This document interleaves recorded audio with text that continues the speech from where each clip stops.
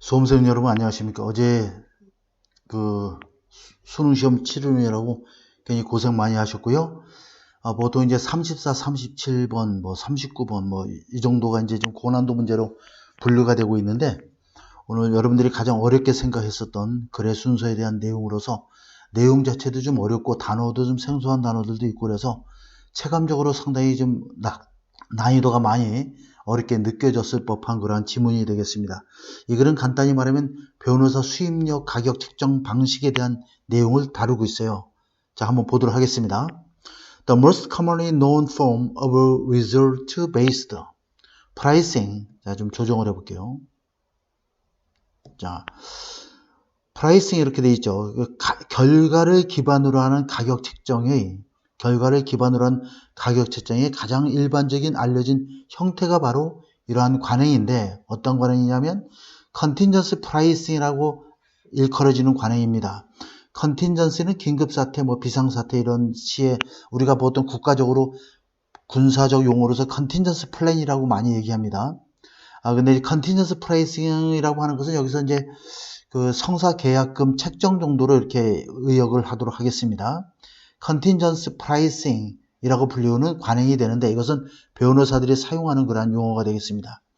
자, 그러면 여기서 일단 컨틴전시 프라이싱이 뭔지에 대한 정의가 바로 나와야 되겠죠. 그래서 쭉 보면은 C번에 컨틴전시 프라이싱 바로 나와 있습니다. C번을 먼저 가보도록 하겠습니다. 자, 컨틴전시 프라이싱 is a made way. 아주 굉장히 중요한 방법이 되겠죠. 퍼스널 인조리면 개인적인 어떤 그 상해 보상이라든가, certain consumer cases, 케이스는 어떤 사례나 사건이 되겠습니다. 그래서 개인적인 상해라든가 특정한 소비자 그 보상 사례들, 이러한 것들이 청구되어지는 그러한 주요한 방법이 바로 컨틴전시 프라이싱이 되겠습니다.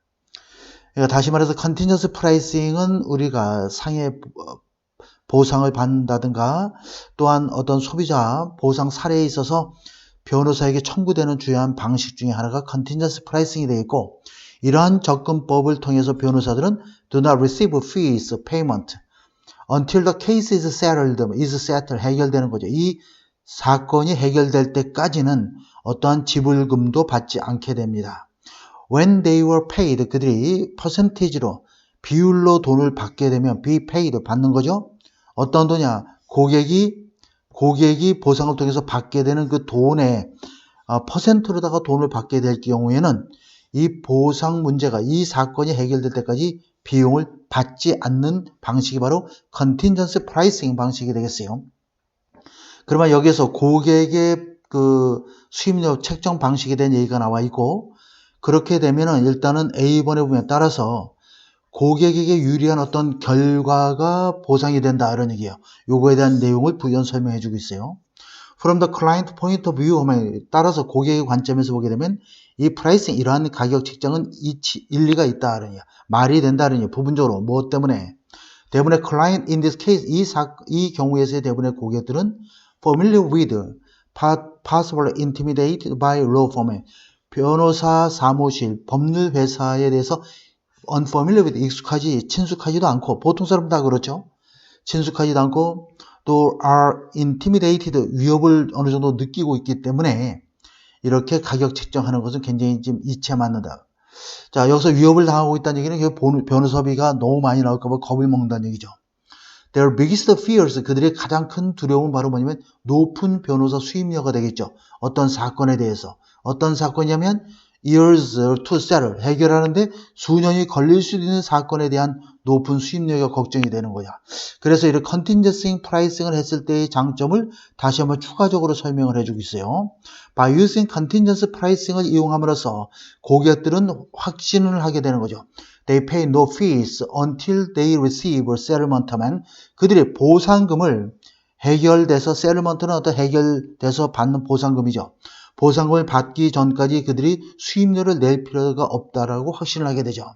In this and other instances of contingency pricing, 이러한 성사, 그 변호사 수의 계약해서 성사 사례금 가격 책정의 또 다른 예들에 있어서 economic value of the service 하면 이러한 변호사의 서비스의 경제적인 가치는 결정하기가 상당히 어렵다. 자, 서비스 이전까지는, 다시 말해서 변호사를 선임해서 이 사건을 해결하기 전까지는 굉장히 어려운 것이 되겠고, 따라서 프로바이더는 여기서 결국에 변호사가 되는 것이고, 변호사들이 가격을 발생시키는 거죠. 어떤 가격이냐면 그들로 하여금 to share the risk, reward of delivering value to the buyer. 바이어는 구매자니까 여기서 클라이언트가 되겠습니다. 자, 클라이언트에게 가치를 전달한다, 이 뜻은 결국 뭐냐면, 자, 여기서 클라이언트에게 가치를 준다 한 것은 결국 이 보상을 받도록 해준다는 얘기죠.